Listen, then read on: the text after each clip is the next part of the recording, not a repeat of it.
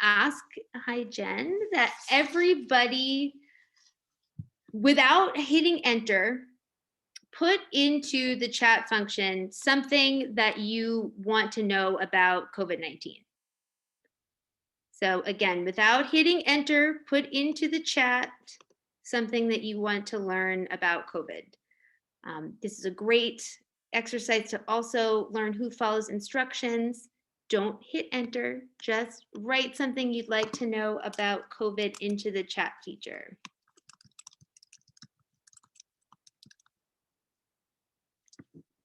Welcome, good morning, good afternoon, and good evening for everybody joining us today. We're very excited to have some of the conference chairs with us for the COVID-19 trial.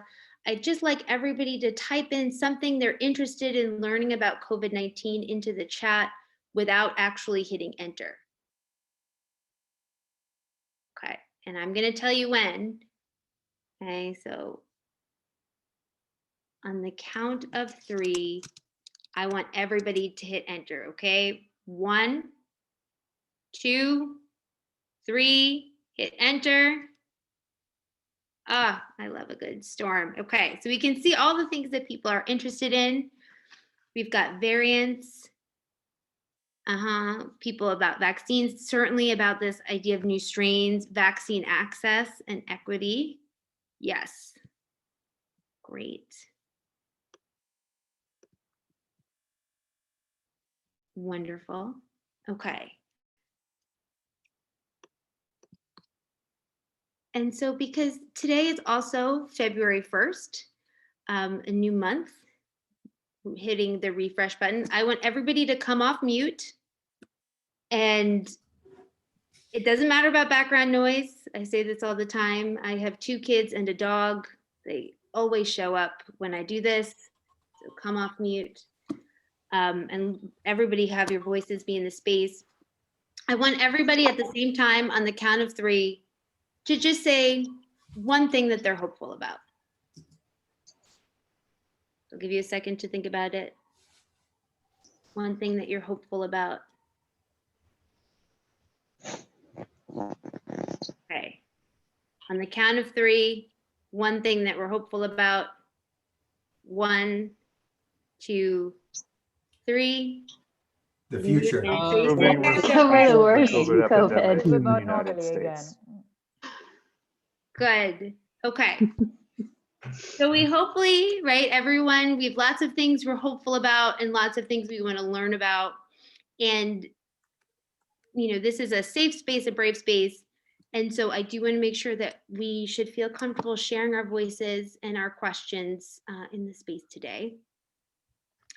So with that, I will start off with just perhaps a bit of 2 questions. So number 1, I'm gonna just say that we have 2 of our COVID-19 chairs with us today. We have Jennifer Cates from the Kaiser Foundation with us, and we have Brigitte. And Brigitte, can you actually pronounce your last name for me, please?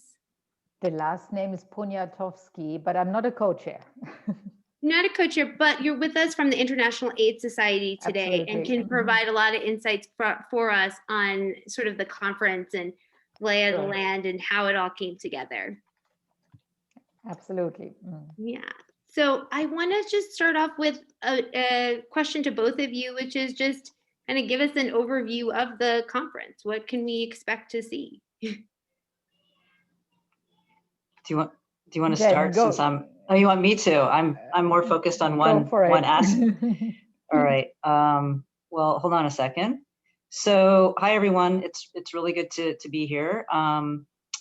As you know, so I'm an IAS Governing Council member and have been involved in the different conferences to varying extents. And I think the idea behind this moment was that we had an opportunity to bring experts together, experts defined very broadly, to talk about different aspects of COVID and provide a forum for doing so. So it's a one-day set of sessions that are going to cover some big topic areas, many of which I think you guys put in the chat. But you probably have seen the program, but we're going to be they'll have a section that's looking at the basics and what we know that will inform developing new strategies.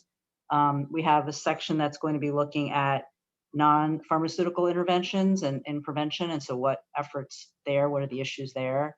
We have a section that I'm overseeing on the policy response and really trying to get out what policies are able to, promote a better response and which are inhibiting the response. And then there's a session focused on vaccine. And then finally, a what's next section where we'll have some time from Dr. Fauci. So that will be really good always to get his take on the world, really on anything. But these are, the exciting thing about it is that these are, it's bringing together kind of up-to-date information. It's challenging, they're short. The sessions in my section on policy, there's two that are 15 minutes each with two different people, and then there's a panel that's a half hour. So they're very short. So they're not a lot of time to sort of weigh in and have input. So I'm actually really excited to hear your questions, so that will help me. I'm moderating, so I can use those questions to help me prompt the speakers. But I think the goal is just to provide a forum for more information to all stakeholders who are participating in the last week as well as this week, who are joining specifically. Brigitte, I don't know if you want to add. Sure, no, happy to. So maybe just to talk a little bit about why we as the International AIDS Society are attaching a COVID focused conference to one of our core HIV meetings. And that already goes back to last summer when we were organizing the AIDS 2020 conference, and at very short notice shifted that to virtual because we had to. Because of COVID, and then at the same time saw that there's so much research happening that didn't necessarily have an outlet where everybody was able to come together, and then kind of critically assess the results that were available at the time. And then we figured, well, we've got a virtual conference platform there anyway, so let's open it up and let's have a one-day conference on COVID as well.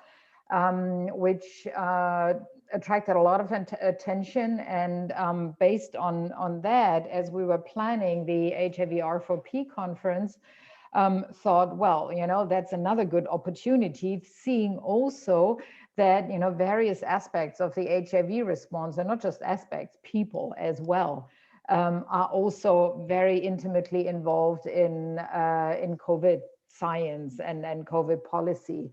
On the one hand, that's, a lot of the researchers that have been working on HIV are now working on COVID. A lot of the research networks that were established for HIV have been instrumental in having the quick results that we saw in COVID, but also a lot of the issues, that we've been facing in the HIV response, particularly as with regard to inequities, with regard to stigma and discrimination, they are the same. And there's a lot of overlap there and a lot of learning to be had, and wheels not necessarily to be reinvented. So that was kind of the impetus behind us saying, all right, we have an HIV prevention conference coming up, so let's again look at COVID as well. Thank you.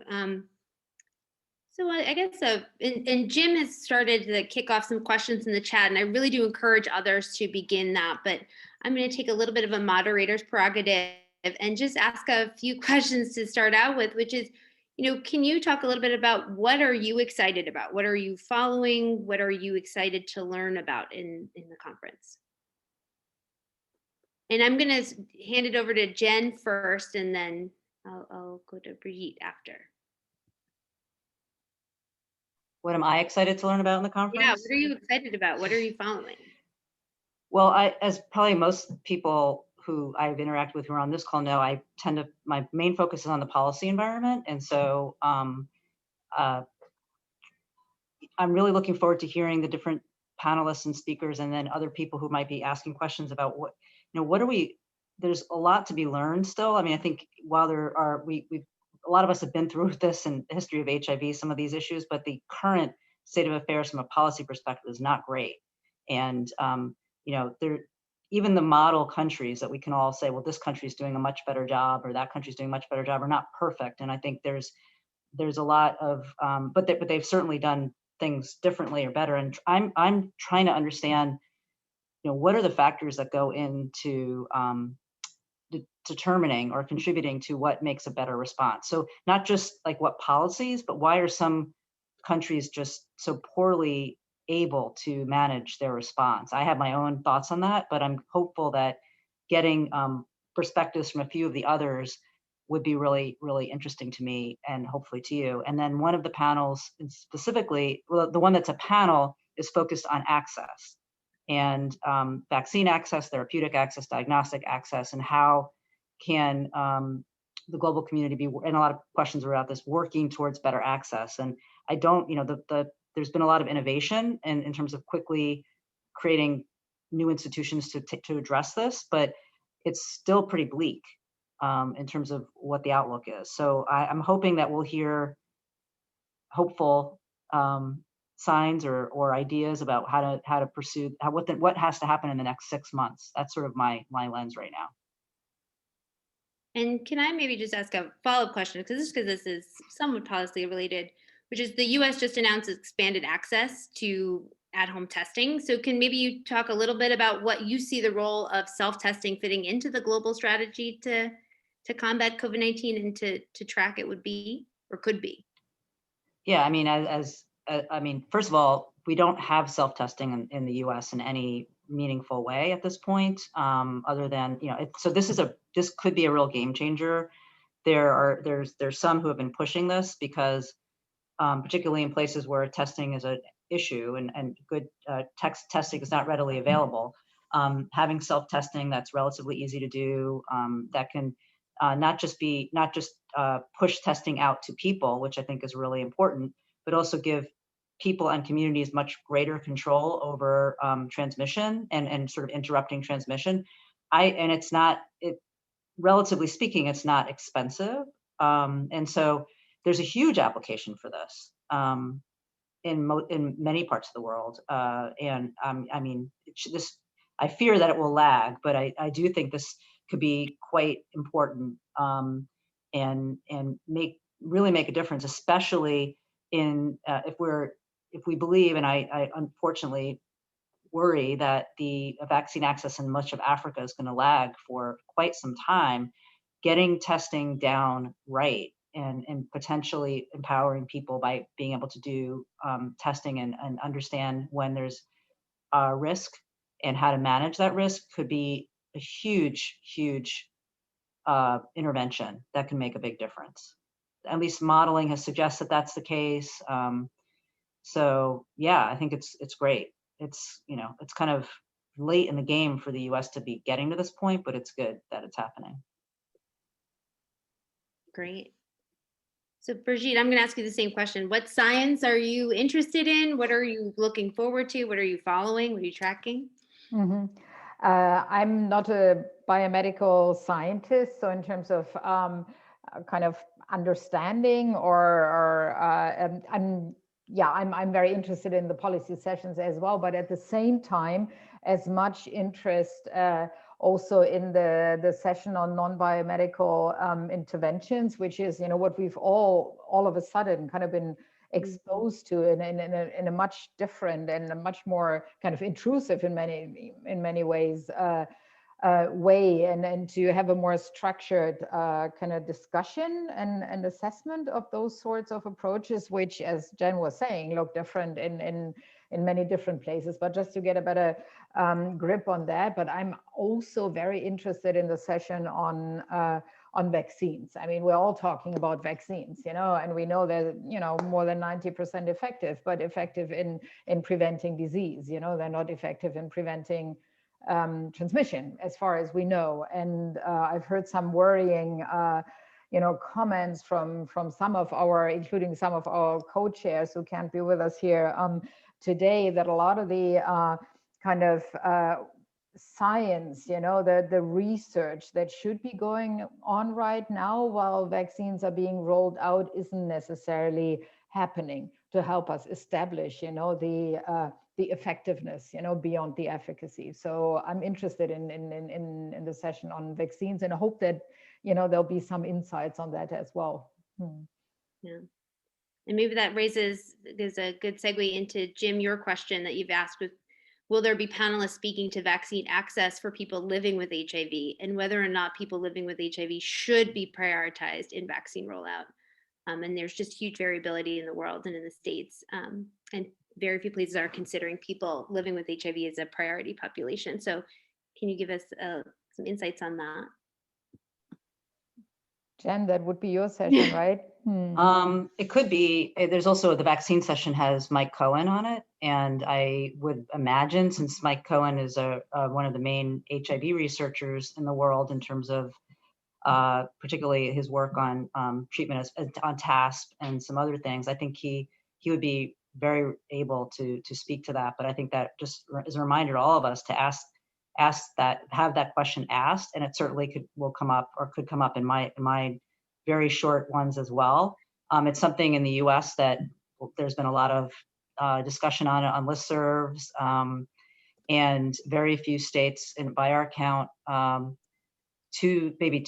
state is prioritizing people with HIV, and another state says it's going to, but that information hasn't been provided. And then there's a lot of more vague language that states are using, not purposefully to get out of this issue, but the states are just overwhelmed, and so they're very focused on this. We're prioritizing. CDC says high risk conditions, da da da. So there's not a lot of detail, but it's a big issue for sure. So yes, thanks for that, Jim. I'm making my note. Can I just jump in, Jen? What state is that?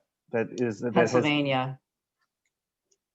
There was a report last week that DC was going to as well, not necessarily immediately, but they had listed people with HIV. It was in a news article, and it was not. It's not on the DC site or any materials that I found. Whereas Pennsylvania actually does list people with HIV, and it's in their early group. So thank you. Yeah. So we just want to take a moment to open up the space and see if there's any other questions from the group.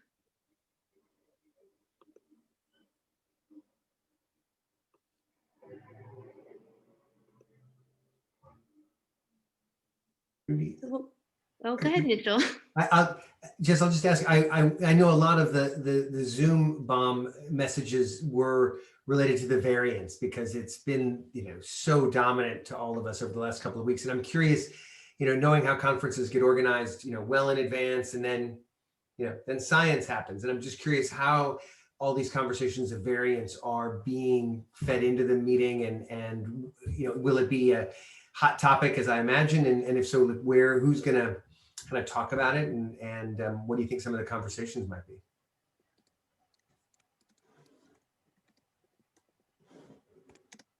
So if it mirrors any of the conversations that I'm having on a daily basis, I think we're going to be talking about variants, because everything that we had planned to talk about has that much more urgency right now. And you can't really talk about so Debbie Strudhar is one of the people that's going to be on I'm doing a one-on-one with for 15 minutes. I don't know if people know her, but she's been incredibly important and outspoken, particularly in the UK rollout, but she also does global health and has some HIV background. So she has a very, I think, amazing perspective on all this. And the UK is in such a challenging place right now. And I know that she's talking about variants and how to, everyone's decision-making around policy interventions has shifted because of variants, or a lot of governments and a lot of policymakers and public health professionals are shifting their views about what to do and when because of variants. And so I know that will be an issue that has to come up, because that's one, I think it's one of the biggest challenges we're facing with COVID, is that literally things are changing so quickly. So public health messaging is not great to begin with, just in general, but then it doesn't catch up. And then by the time it might catch up, it has to change. And then there's, for example, there was a really good article or thread on Twitter that I was looking at earlier today about schools and how in Europe, most schools, most governments chose to really prioritize schools and keep them open, which, you know, worked in general. The US did not prioritize schools, and consequently most did not stay open. And because of a whole bunch of other things, there's been reluctance to reopen at all. And now, and that seemed odd. And now, just as US schools are starting to reopen, all of the European schools are starting to close because of the variants. And I actually don't know how that's playing out in countries in Africa, but I do know in the beginning, most of schools in most countries in the world actually were closed. So it is a really big, challenging time. And can I just maybe on that is, you know, where in the conference or where would there be space? As I think there's this sort of conversation emerging in a lot of spaces about should we be conserving vaccine doses or kind of pushing out vaccine doses, first doses, you know, because of the variant issue. Will there be a space or specific sessions that advocates should focus on around where to ask those types of questions and really grapple with figuring out when to move away from what we saw in phase 3 trials and sort of the dosing strategy versus what we need in the real world? I would say definitely in the policy section, the hour-long policy section, 100% that would be where I would do it. And I would focus on the panel that has Peter Sands, Seth, sorry, my kid's here too. Hold on.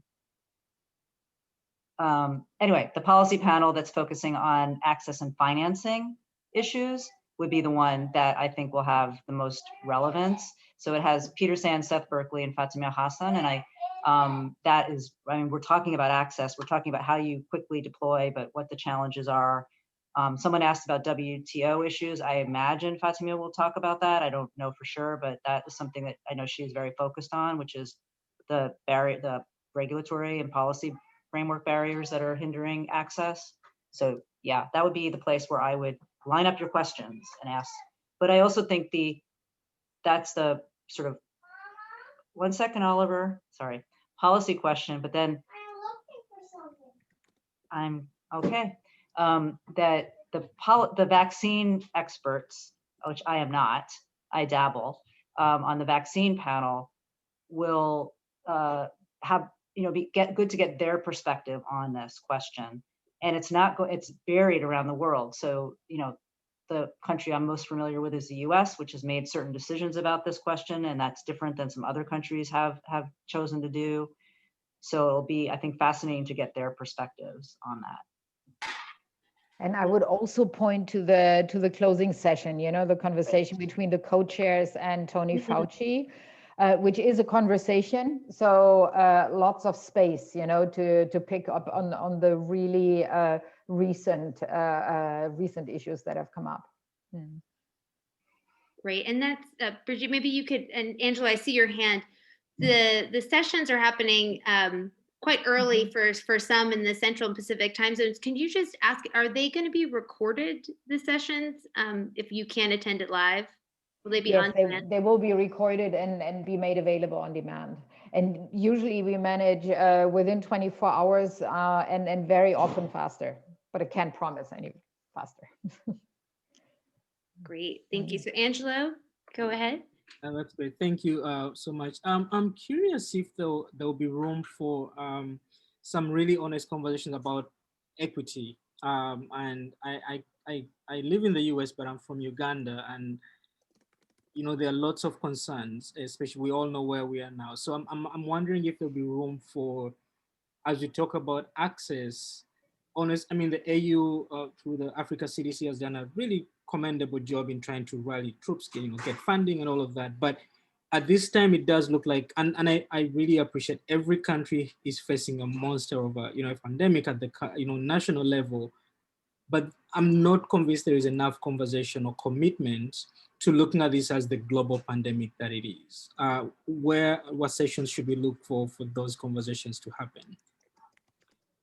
That would be that same session that I just mentioned. I mean, the purpose of having those 3 individuals, Peter Sands, Seth Berkley, and Fatima Hassam, and we actually had reached out to the head of the African CDC at one point, but he wasn't able to join us, and others. I mean, we tried to cast a wide net to try to get different perspectives, but that half hour is my attempt to kind of where that focus is, because both, in particular, between the Global Fund and Gavi or COVAX, and then also the ACT Accelerator. I mean, that's where at least institutionally, the most activity is going on around providing access.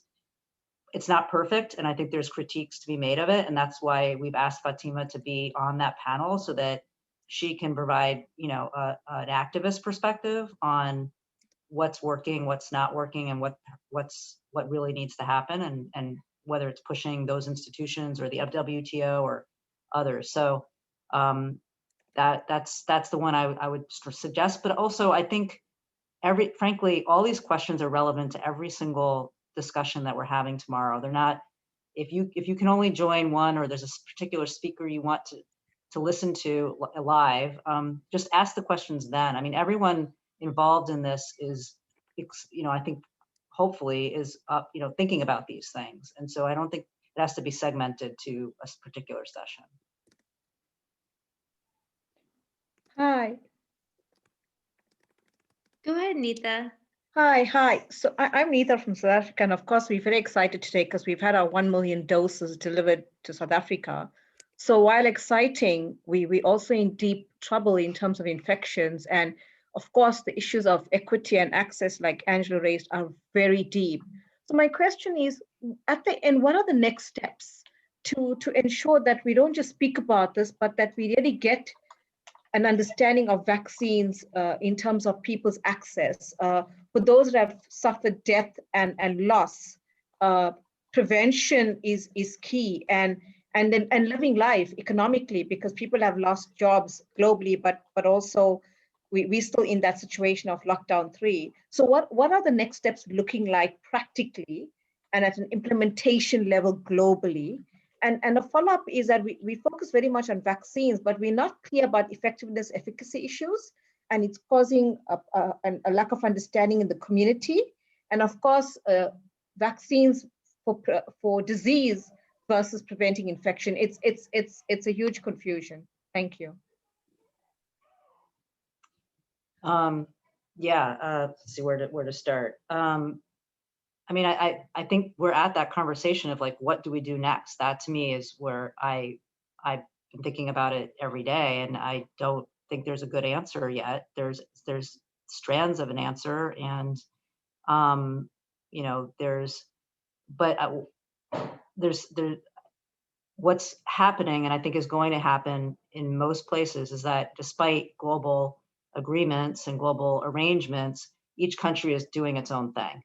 And that makes sense to some extent, but obviously it's going to reinforce divisions and inequities. So I don't know what the solution is. We've been spending a lot of time trying to sort of scientifically, I think, talk to people about why global coverage rates of vaccine or global access to interventions is needed to truly combat this pandemic. That this, this isn't just about like what's the right thing to do, which of course might be my motivation or your motivation, but there's also it's been hard in HIV, I think, to make that global health security argument, or make that argument about what we do in one country can have an impact in another, even though we might all believe it. In COVID, it's very easy to make that, or it's much easier to make that argument, but I think it still needs to be fleshed out. On the issue of, I think what you're asking is the confusion around the terminology, but also what these vaccines that are being authorized actually show us, are demonstrated in a trial to do, and what we still don't know they can do. I assume that's what you're asking. I think that'll come up in different ways, but I think it's just a bigger problem in terms of getting that information out. And I don't have a good solution to that. It's WHO provides guidance, but it's always good to push back at times. They put something out last week that I thought it was problematic. A bunch of us noticed it on pregnancy, and it was pointed out, and like within a day it was changed. So I think that was a, yay, you can do that. But there's a lot of need for more messaging out there on some of these really challenging topics. And maybe I'll just add that, you know, the conference does, while they're shorter sessions, there's a lot of time for this discussion, and maybe correct me if I'm wrong, but it seems like that was, you know, a really intentional thing to put in by the conference chairs in IAS to have this space, because this dialogue is really needed. And I think that this is the first step in surfacing what is probably going to be a lot of questions surfaced tomorrow during that 30-minute, you know, Q&A. Yeah, and also, if I may come in here, I think we're at a point in time where a lot's happened, a lot of information is out there, but the conclusions aren't drawn yet, you know, and they won't be drawn during the conference tomorrow either, you know. But what that day, you know, can do is, you know, bring, you know, some of the strands of information together and make them accessible, you know, and just move the response along that way. But you know, there's so much learning to be done, you know, on the science, on the biomedical side, but particularly on the policy side as well. But it'll be a long time until we see those results. But as we move along, you know, I feel it's important that we have these fora, you know, where we can all pause and also kind of, you know, and I encourage you, go to all the sessions you can attend, you know. Everything in the end feeds into policy, you know, and it's important to you know, understand better, you know, what the vaccine science is, what the non-biomedical intervention science, as far as we have it to date, is, you know, to help us advocate for either, you know, the better response, or for the next piece of research investigation that needs to be done to help us get there. You're on mute, Jessica. Sorry, I just realized that. If you can't attend the session live, there'll be a way to still ask questions to chairs and panelists to get things answered later. That is a good question. For the abstracts, we have that function. For the invited speaker sessions, I don't think so. And I don't think I can get you the answer during our session tonight. Sorry about that. There'll be time in for a hallway huddle later in the week, I'm sure. But Lovemore, I see your hand up. So just want to give you an opportunity to ask a question. Okay, thank you, Jessica. My question is directed to the vaccine in particular. Is it the vaccine? Does it have any side effects to people who are on ARVs? Because from an African perspective, we have got a large number of people that are on antiretroviral drugs in Africa, mostly. So looking at the vaccine, does it have anything that might affect people that are living with HIV, especially in Africa? Thank you. I mean, I'm happy to start, but I look to Mitchell or others who also are focused on this. I mean, the big challenge in answering that question is that not enough people with HIV were included in trials. So that is a limiting factor, but there is nothing to suggest, as far as I've seen. I mean, there were people with HIV included in the trials, so there were. It just wasn't at large enough amounts where you can definitively make conclusions about the way we might want to, about like the impact of a particular vaccine versus a placebo. However, as far as I understand it, for the most part, there were not additional adverse effects or challenges for people with well-controlled HIV or people on ARVs on the trials, and there's no contraindication. And I don't believe side effects that were highlighted as being unique in this regard. It's really just the side effects that people might have from these vaccines. So I personally don't think the recommendations are strong as they should be, that these vaccines can be sort of, they're not contraindicated, and the recommendations say, sure, you could get vaccinated, but they're not as strong probably as we might want them to be. But I think the way it's rolled out in many places is, and this is why the prioritization groups are strange, because people prioritize, but people fall into different groups. So a healthcare worker who's HIV positive and on antiretrovirals, when it's time to vaccinate healthcare workers, should get vaccinated. There's no, that is the recommendation. And so, but to answer your specific question, I'm not aware of that being an issue. And Jim is shaking his head, and I know he's spent a lot of time thinking about this, looking at this. Great. So I know we only have a few more minutes, so Ulanda, I'm going to give you the last question. Thank you very much, Jessica.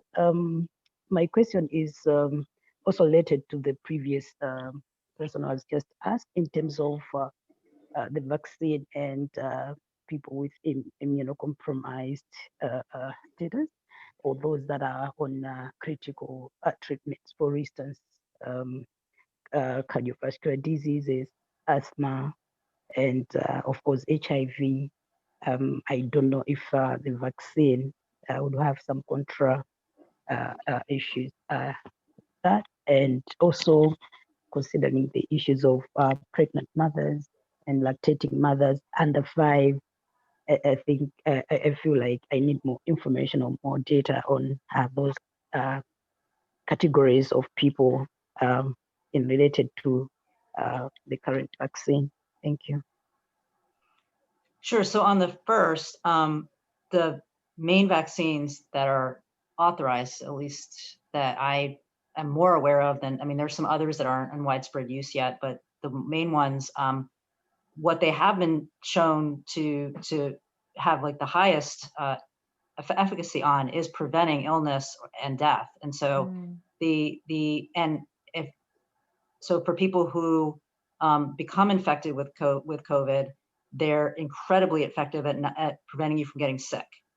And because we know from all the epidemiology studies that if you are immunocompromised, if you have a high-risk medical condition, asthma, some cardiovascular disease, et cetera, and you get infected with COVID, you are more likely to get sick and die. In fact, because of that, these vaccines are highly recommended for people in those categories. And the only question is, at what point is there enough supply to reach them? And I should have said that about same with people with HIV. The issue is really like prioritization, not that certain groups shouldn't get vaccinated. It's like there's a limited supply, so who do you put first and who do you put second? But in terms of what these vaccines do, by all means, if somebody has an underlying health condition, these vaccines can really, really help them and save their lives. And that's a huge, huge, important take-home message. The only thing I've seen is that if somebody is currently on active treatment and is very immunocompromised from like chemotherapy, you have to discuss with your doctor the ability of your body to, what there might be in terms of your specific consideration around taking the vaccines. But the data are very strong that people who have these high-risk medical conditions will benefit immensely from these vaccines.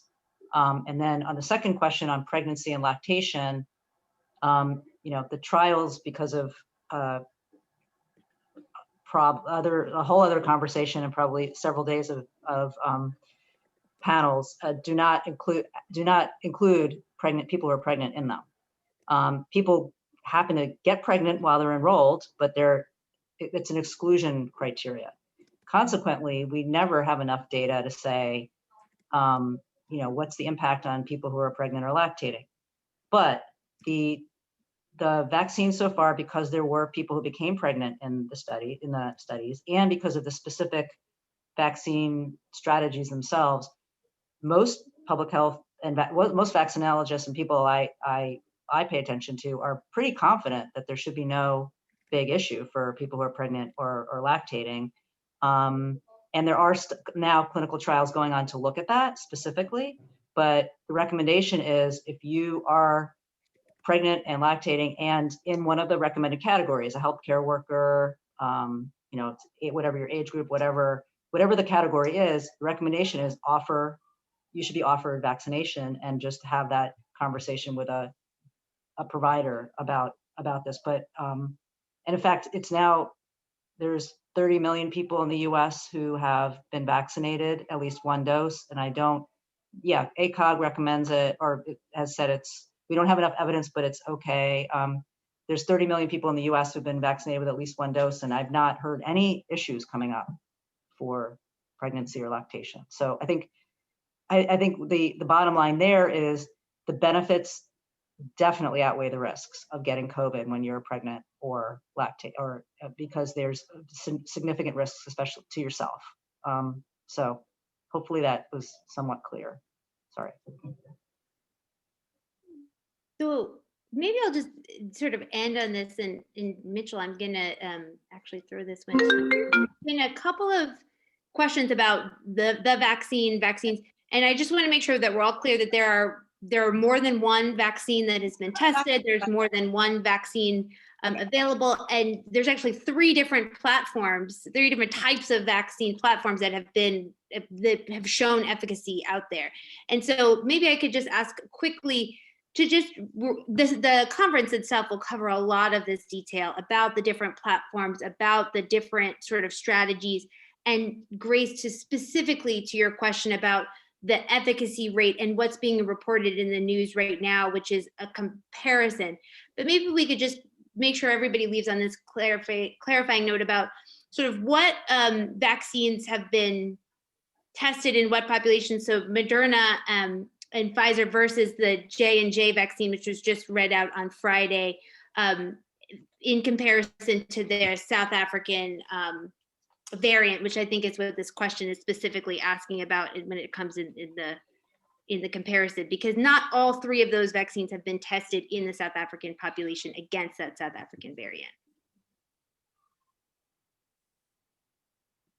Mitchell, you're on mute. Oh, yeah. I'm happy. I was just pausing. I mean, I'm happy to give a quick sense, and I think, and it's really important. The afternoon East Coast time. I'm just looking. The session that's at, I think, 10 a.m. Eastern, which would be, I don't know, 3 p.m. in Geneva, I think, or 4 p.m. in Geneva, is a session about vaccines and antibodies. And I know Mike Cohen, who leads a lot of the antibody research, and Larry Corey, who leads a lot of the vaccine research in this COVID prevention network, are, I think, both presenting. And then in a conversation, I'm looking at both Birgit and Jen, I think, in a conversation about it. But I think, Jess, the point's really important that Moderna and Pfizer's vaccines have never been studied in South Africa in their trials, and they are not yet. I know Nita just mentioned the first shipment that arrived in South Africa. It's neither Moderna's or Pfizer. So we actually have no idea how well it does against the variant that was first identified in South Africa. We'll begin to accrue that information because the variant is now, variants don't know geographic borders any more than the virus itself does. But I think one of the challenges is that every trial now coming out is coming out in a different context. Things have changed so quickly. So, Johnson & Johnson actually intentionally wanted to do the study in multiple geographies. Novavax, another vaccine that just came with data last week, is in a large trial in the US, but had separately been in a trial in South Africa. So we actually know more about those vaccines. And it doesn't mean that Pfizer and Moderna are better against in what would happen in South Africa, because we don't know yet. And I think the other thing that I want to just underscore, something that is really important that I think came out this weekend in all of these data analyses, is that against severe disease, the Johnson & Johnson vaccine had this pretty much equivalent efficacy. And all of us, I know, in all of our research literacy, we talk about it's not just how effective it is, there's a confidence interval. And we haven't seen those confidence intervals yet. So against severe disease, the Johnson & Johnson vaccine did just as well. In fact, it was almost perfect protection against severe disease in South Africa as it was in all the other geographies. It was in the mild and moderate disease where you saw the differential efficacy. So I think, and I hope, and maybe this is just a message to Birgit and Jen, I hope that who's ever moderating the session with Larry and Mike helps get across this issue that it's never just the one number, because it's severe disease. We don't, as you said, Birgit, we don't know about preventing transmission yet for any of these vaccines. And some of these vaccines haven't ever been studied in the face of variants because the trials were done earlier. Right. So I think there's a lot that I hope tomorrow, not to put too much burden on the IIS, I hope that tomorrow's conference really helps not only answer some of these questions, but actually more clearly defines the questions, because I worry a bit that people are coming to some conclusions that aren't fully resting in the data yet, because there's so much we don't know in such a fast moving pathogen. So just, I'm not sure if that was an answer to the question so much, but just a number of kind of trying to address some of the issues that are listed there. No, I think that that is a really helpful frame, and certainly I think helpful to take us out as well. That the conference tomorrow is going to be a really great space to ask and define questions for this group and for everyone who's really attending. Can I just yes, jump in I before we close? Yeah. Last word. No. It's not supposed to be the last word. I just want to remind you that we have the invited speaker sessions that we've been talking about here. But in addition to that, there are a number of posters and a number of oral abstracts that'll go online at midnight Central European time today.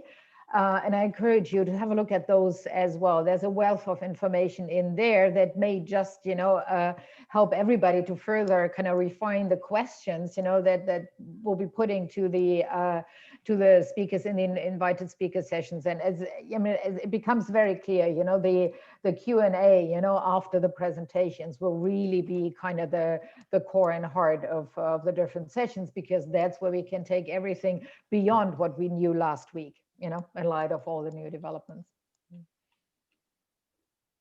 Great. So maybe just quickly, any last words? Like, what is one or two questions that you hope advocates bring into this space tomorrow? Brigitte or Jen?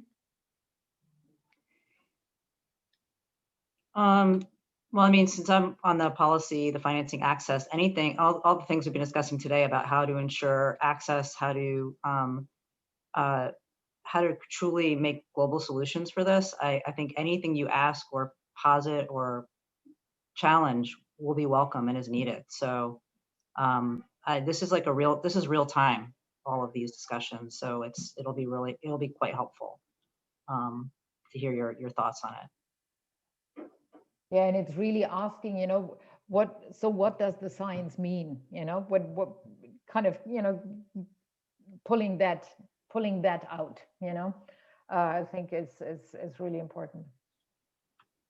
Great. Well, thank you both so much for your time and sharing your yes, thoughts. Sorry, Simon just had his hand up. I don't know if we have time for one last. Yeah, absolutely.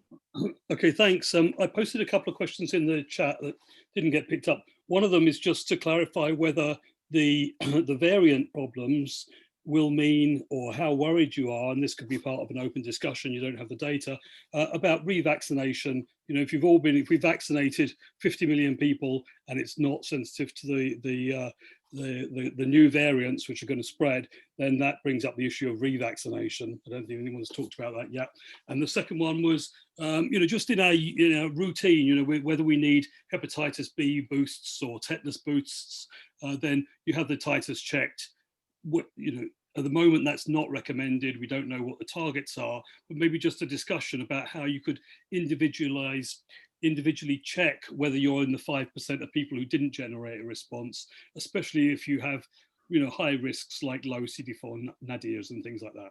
So those are two issues that I'd enjoy hearing a discussion around some point in the conference. That's it. So, sorry, that's Thank what. No, I did send them earlier. Thanks. Great. Well, thank you everyone really so much for your time and your energy, and we really look forward to seeing you in the conference tomorrow. And like I said, please check the Advocates Corner in the upper P zone for all of this information and recording of this session today. One quick request on my part. Can you send the questions that were asked so that I just have them as a moderator for tomorrow so I can use them? Yes. Okay, thanks.